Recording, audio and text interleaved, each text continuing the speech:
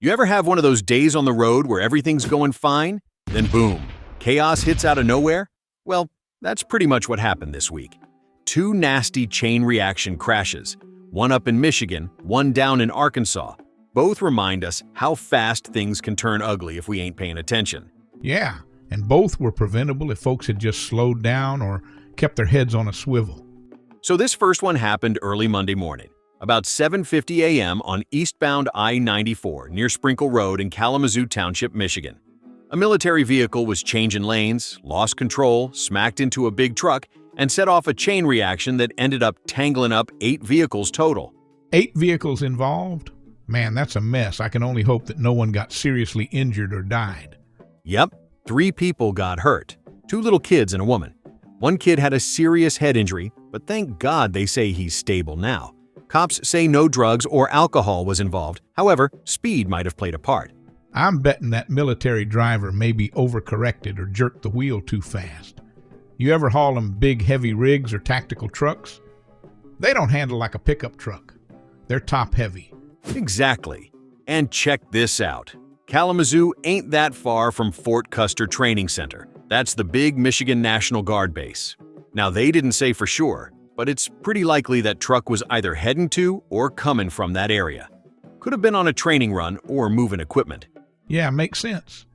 Those guys are out training or convoying, and if you're on the interstate at that time, you got to give them room. Military vehicles can't stop or swerve like a car. Exactly.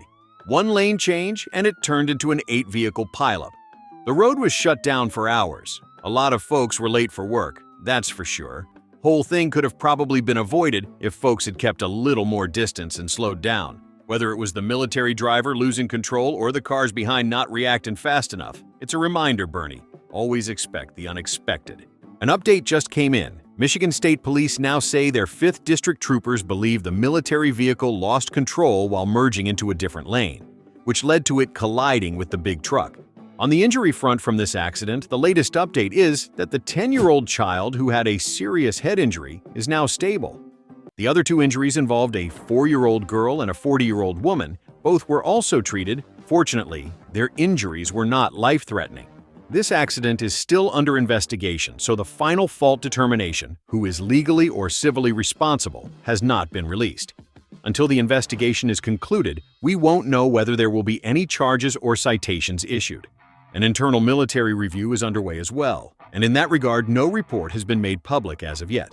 Then down in Arkansas, on State Highway 181 near Osceola, we had a 6-vehicle pileup Friday afternoon.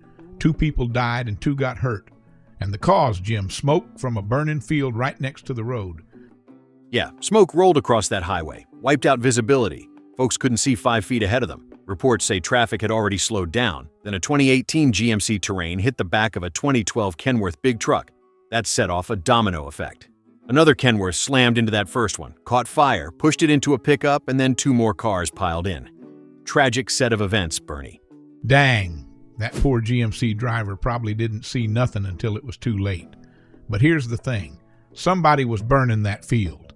Makes you wonder, did they even have a permit? Was it controlled? Or just somebody clearing stubble without thinking about the wind? Exactly. Farmers sometimes burn off fields after harvest, clears out weeds, gets the soil ready, but that kind of burn's got to be done right. You check the wind, notify the fire department, maybe even get a permit. If you don't, and your smoke blinds the highway, that's a recipe for disaster.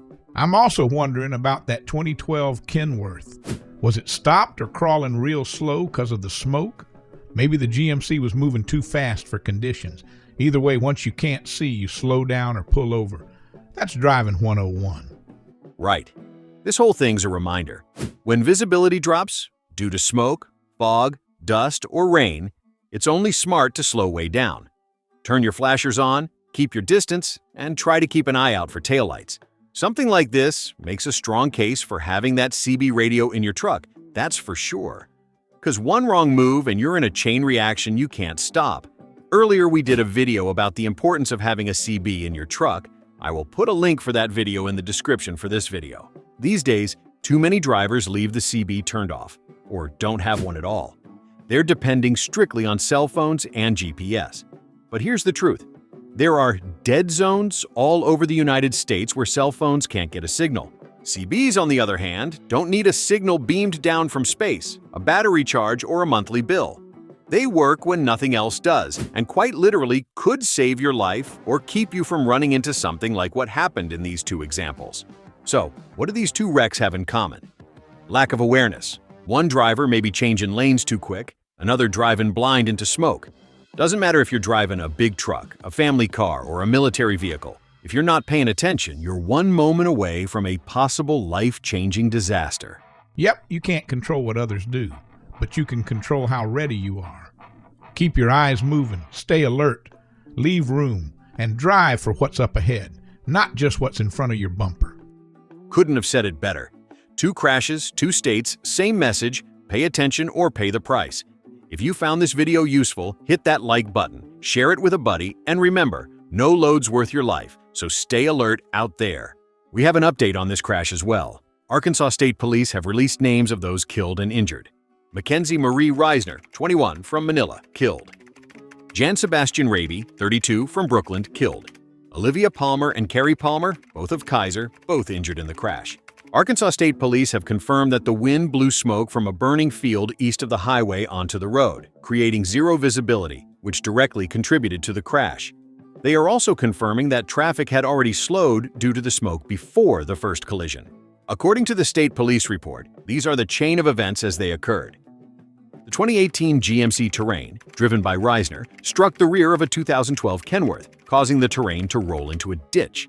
Then a 2005 Kenworth, driven by Raby, collided with the rear of that 2012 Kenworth, igniting a fire, pushing the 2012 Kenworth into a 2022 Ford F-250.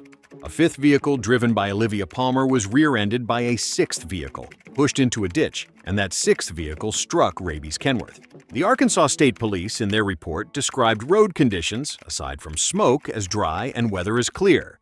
The crash is still under investigation, and the question remains as to whether the person who burned the field had a permit or not, and whether the burn was legal or authorized.